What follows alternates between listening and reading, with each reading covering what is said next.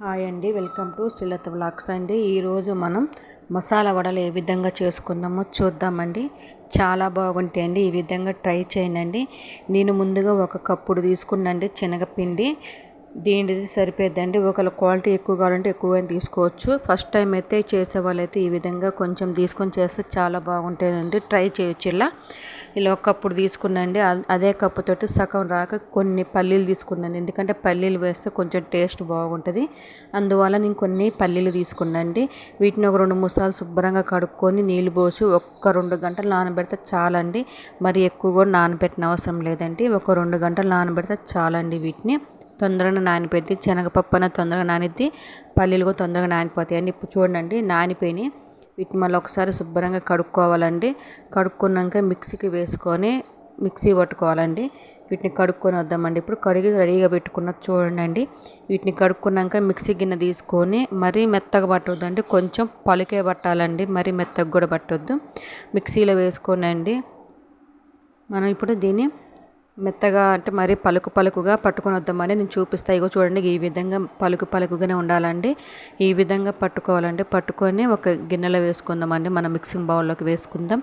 ఇదే విధంగా పిండినంతా అట్లాగానే ఇదే విధంగా పిండినంతా మనం నానబెట్టుకున్న పప్పునంతా ఇదే విధంగా పట్టుకోవాలండి. మళ్ళీ రెండోసారి కూడా మిగిలిన పప్పును కూడా వేసి మిక్సీ పట్టుకుందామండి. సేమ్ ఇదే విధంగా పట్టుకోవాలండి. పలుకుగానే మరీ మెత్తగా కూడా పట్టుకోవద్దండి పప్పుని. అండ్ అలా నూనెలు వేసేకి విరిగిపోయిద్దండి మెత్తగా పట్టుకుంటే. ఈ విధంగా మంచిగా ఒకసారి మళ్ళీ పట్టుకొని వద్దామండి. పప్పును కూడా చూడండి ఇట్లా పట్టుకోవాలండి. రెండోసారి కూడా ఇట్లా ఈ విధంగానే పట్టుకోవాలండి. చాలా బాగుంటుందండి. ట్రై చేయండి ఒకసారి. ట్రై చేసి ఎలా వచ్చింది అన్నది కూడా నాకు కామెంట్ బాక్స్లో కామెంట్ పెట్టండి. చాలా బాగుంటాయండి మసాలా వడలు. ఇంకా చాలా వేస్తారు. ఇలా నాకు అందుబాటులో ఉన్న మట్టికి నేను ఇలా ఇంగ్రీడియంట్స్ వేసినండి. కొన్ని ఎల్లిపాయలు వేసిన, ఒక 4-5 పచ్చిమిర్చి వేసిన, జీలకర్ర ఒక స్పూన్ వేసిన, ఒక అర స్పూను ధనియాలు వేసినండి.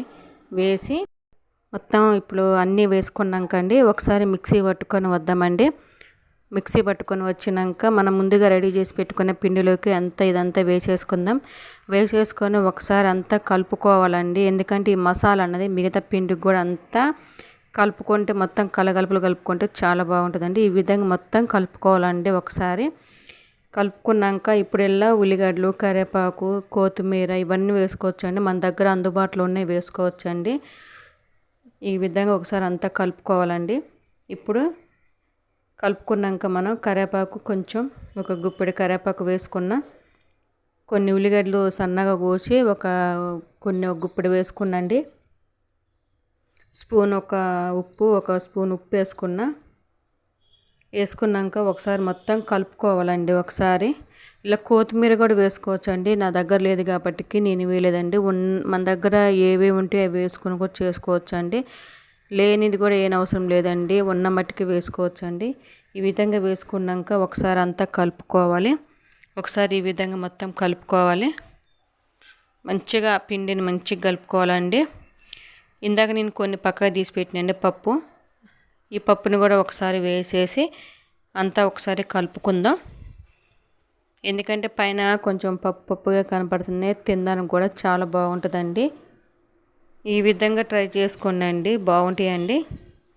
చాలా బాగుంటుందండి. ఇవి ఇట్లా కలుపుకొని రెడీగా పెట్టుకున్నాక ఒకసారి మనం ఇప్పుడు ఈ విధంగా ఉండలు చేసుకోవాలండి. ఉండలు చేసుకొని రెడీగా ఒక 5-6 దాకా చేసుకొని రెడీగా పెట్టుకోవచ్చండి. ఎందుకంటే నూనె కాగే లోపల మనం ఈ యొక్క 5 ఉండలు చేసి పక్క పెట్టుకున్నాక ఈ వాయ వేసేసరికి అవి నూనెలో ఫ్రై అయ్యేసరికి మనం ఇంకొక 5 ఉండలు చేసి పక్క పెట్టుకున్నాక దెబ్బ చేసుకుంటే తొందరగా అయిపోద్దండి. మంచిగా చేసుకోవచ్చు ఆరాటం లేకుండా. ఇట్లా ఒక ఉండలు ఈ విధంగా మన సైజు ఎంత సైజు కావాలంటే అంత సైజు చేసుకొని, చిన్న నిమ్మకాయ సైజు అంత ఉండలు చేసుకుంటే చాలండి.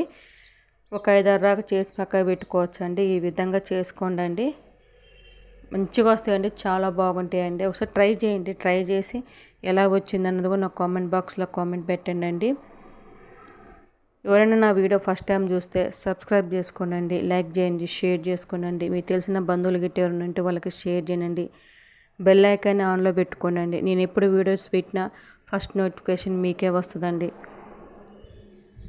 ఇక ఈ విధంగా చేసుకోవాలండి. ఈ విధంగా ఇక చూడండి, ఇట్లా చేసుకొని అంచులు మంచిగా సమానంగా అనుకొని చేసుకుంటే మంచిగా వస్తాయండి. మరి మందంగా చేసుకోని అవసరం లేదండి.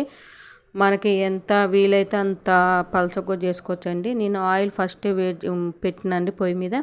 కొంచెం వేడిగా ఆయిల్ ఇప్పుడు మనం చేసుకునే రెడీగా ఉంటాయి కాబట్టి కండి అవి ఒక 1 బై 1 ఒక్కొక్కటి వేసుకోవచ్చండి. ఈ విధంగా వేసుకుంటే కొంచెం గోల్డ్ కలర్ వచ్చేదాకా వేయించుకుంటే చాలండి. ఈ విధంగా ఒక్కొక్కటి వేసుకోవాలండి. మనం కళాయిలో ఆయిల్ అనేది కొంచెం హీటే ఉండాలండి. కళాయిలో ఇట్లా మనం చేసుకుని రెడీగా పెట్టుకున్న ఉండలు ఉన్నాయి కండి, వాటిని మంచిగా ఇట్లా ఒత్తుకొని ఒక్కొక్కటి వేసుకుంటే చాలండి. వేయంగానే కూడా గంట పెట్టి అసలు తిప్పొద్దండి. కాసేపు అయినా ఒక 2 నిమిషాలైనా అవి నూనెలు అన్నది ఫ్రై కావాలండి. అప్పుడు మనం గరిటె పెట్టి తిప్పితే అవి కొంచెం మంచిగా సపరేట్గా అవుతాయండి. అప్పరాగ్గా తిప్పొద్దండి. ఇప్పుడు చూడండి, ఒక 2 నిమిషాలు అయినాక నేను గరిటె పెట్టి తిప్పుతున్నాండి. చూడండి మంచిగా వచ్చినాయండి. ఈ విధంగానే పైన మామూలుగా ఇట్లా తిప్పేసుకుంటూ ఉండాలండి. చూడండి మొత్తం ఫ్రై అయిపోయినాయి.